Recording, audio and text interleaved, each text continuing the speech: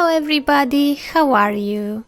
This is Andreja, and in this month's Zodiac episode I am bringing to you Sagittarius.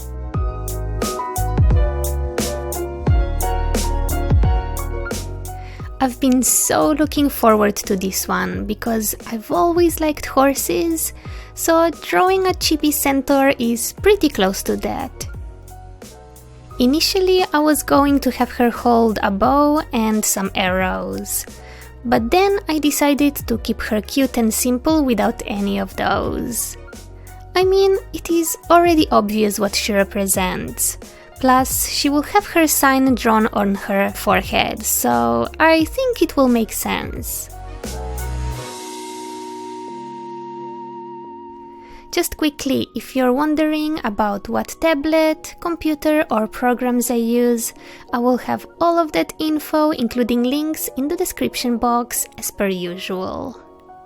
But before I start with the Q&A, I really want to know how many of you are fans of the Disney movie Fantasia, especially the first one.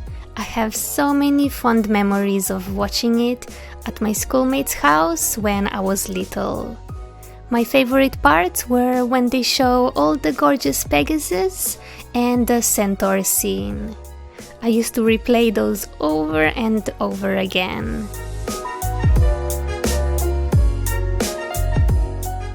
Alright, what about we start with the Q&A? First question, what would you say has influenced your artistic style the most? Any specific artists or other sources of media that have inspired your aesthetic? There are so many different influences that have helped shape my aesthetic. The earliest memory of a thing that made me want to draw was probably Sailor Moon, and then any other similar TV series that featured magical girls, such as Magical Amy, Creamy Mammy, Pastel Yumi, Saint Tail. I watched all of those on the Italian television though, so excuse me if I'm not pronouncing the names properly. Then what was also a big influence was this monthly magazine that my mom would get me called Kappa Magazine. And that magazine featured a couple of different manga series, and the one that I was obsessing over the most was Oh My Goddess. That one influenced me a ton for a couple of years and taught me how to draw wings and clothes. During that time I was exchanging a daily diary with my school friends. So one day I would write in it, then the other day she would write in it. We both really liked drawing a lot, so we would draw a lot in our diary entries. It was almost like a mini comic book.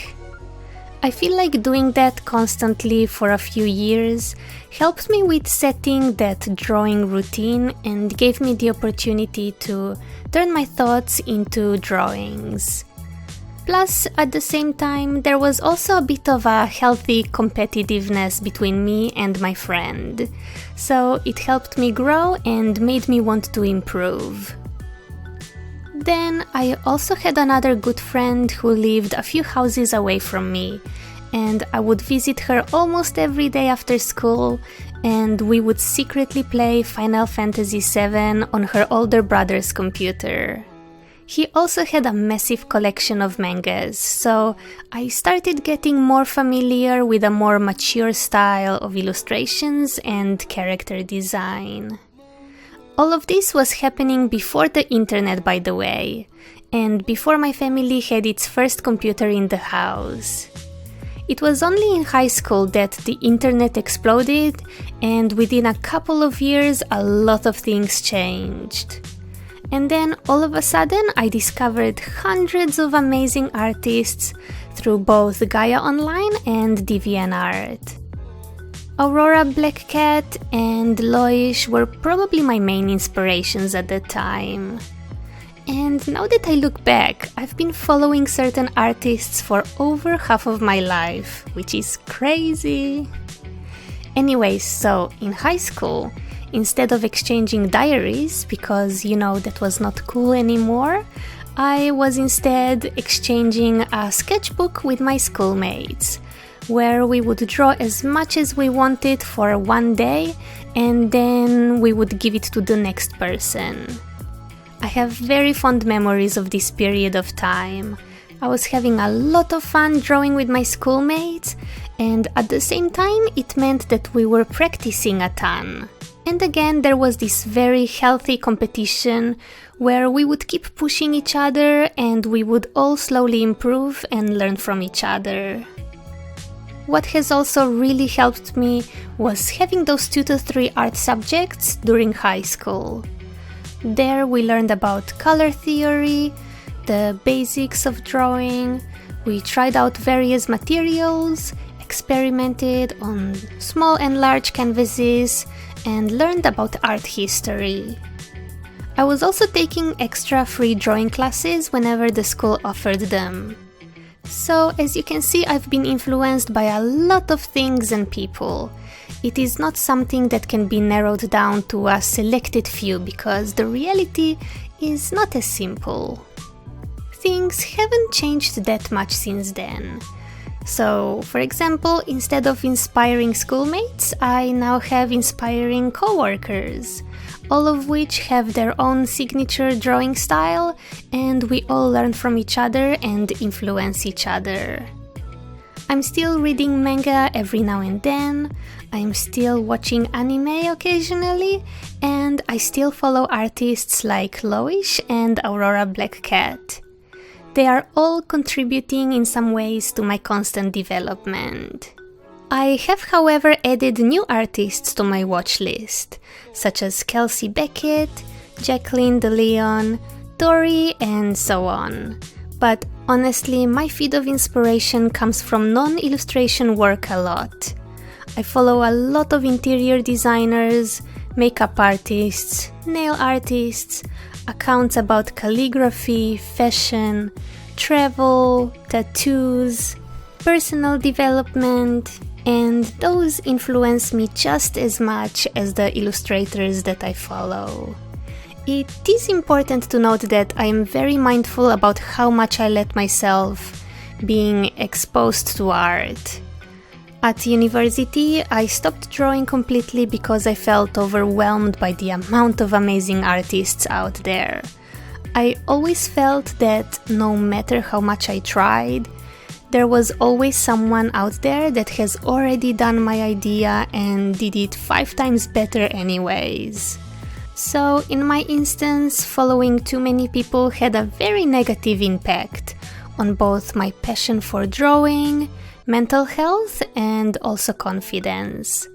But I've learned from that, and while I am not nearly as productive as I was in the past, and I've accepted my weaknesses and the fact that there will always be hundreds and hundreds of people better than me, I nowadays try to simply be the best version of myself and try to stay true to myself.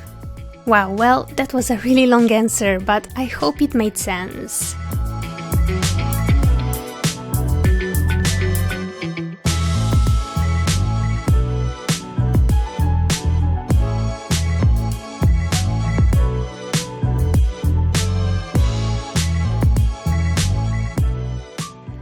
I think I can squeeze in one more question today. Okay, the next one in the queue is a short and straightforward one. Where did you buy your printer? For how much? What does it allow you to print? So I use an Epson SureColor P600. It is an A3 printer for semi-professional use. I bought it from Scorptech, which is an Australian computer store. I think I paid around $1,000 for it. The only negative thing about it is the cost of ink, I think. The printer needs 9 cartridges. It uses 1 yellow, 2 different types of pinks, 2 different types of blues, and 4 different blacks, depending if you're printing on glossy or matte paper. I've used it to print all of my Etsy stickers so far. I still have to try and make prints of my own traditional drawings. but considering that even Fran uses it for her illustrations, I am expecting great results.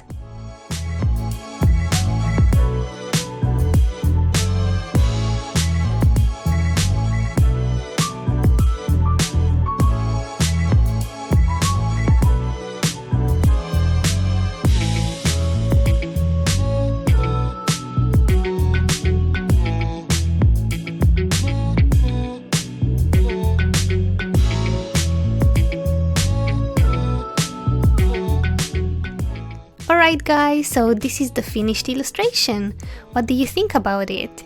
I hope you like my interpretation of Sagittarius. I would totally love to do a mini-series and draw a few different themed centaurs. Maybe they could represent different seasons or something? I've been thinking a lot about what to do after this series is done. So if you have any suggestions, let me know. At the moment I have on my list the Chinese zodiac, then maybe the season theme, and fairy tales. I would also like to do a series where the theme is food, so I may draw a chibi that represents donuts, or bubble tea, or a fruit or something similar. But if you have any specific ideas, yeah, just leave a comment in the comment section below. By the time this video goes live, the charm and stickers should be up on Etsy. I will leave the link to my store in the description box in case you are interested. Alright, it is time for me to go.